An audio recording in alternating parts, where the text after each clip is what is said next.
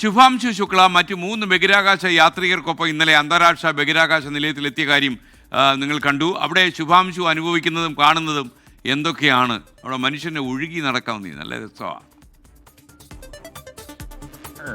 To the International Space Station on her Axiom Space. അന്താരാഷ്ട്ര ബഹിരാകാശ നിലയത്തിലെത്തിയ ശുഭാംശു ശുക്ലയുടെയും മറ്റു 3 പേരുടെയും ഏറ്റവും പ്രധാനപ്പെട്ട അനുഭവം ഗുരുത്വാകർഷണമില്ലായ്മ തന്നെയാണ്. വസ്തുക്കൾക്ക് ഭാരമില്ലാത്ത അവസ്ഥയാണത്. നടക്കാനാവില്ല, പകരം ഒഴുകി നടക്കേണ്ടതായി വരും. ഭക്ഷണം കഴിക്കുന്നത് മുതൽ ഉറങ്ങുന്നത് വരെ വേറിട്ട മട്ടിൽ ചെയ്യേണ്ടതായി വരും. ഇതിനു പുറമെ ഭൂമിയിൽ 24 മണിക്കൂറിൽ ഒരു സൂര്യോദയവും അസ്തമയവുമാണ് നമുക്ക് കാണാനാകുന്നതെങ്കിൽ ബഹിരാകാശ നിലയത്തിലുള്ള ശുഭാംശുവിന് ഓരോ 45 മിനിറ്റിലും സൂര്യോദയവും അസ്തമയവും കാണാനാകും. മണിക്കൂറിൽ 28,000 കിലോമീറ്റർ വേഗതയിൽ കുതിക്കുന്ന ബഹിരാകാശ നിലയം ഓരോ 90 മിനിറ്റിലും ഭൂമിയെ ഒരു തവണ ചുറ്റിവരും.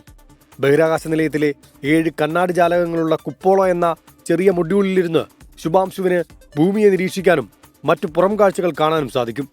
ഭൂമിയുടെ ധ്രുവപ്രദേശങ്ങളിൽ മാത്രം കാണാനാകുന്ന അറോറ എന്ന പ്രകാശ പ്രതിഭാസത്തിനും ശുഭാംശു സാക്ഷിയാകും. ഇന്നു മുതൽ ശുഭാംശുവിന്റെ നേതൃത്വത്തിലുള്ള 7 പരീക്ഷണങ്ങളും ബഹിരാകാശ നിലയത്തിൽ നടക്കും.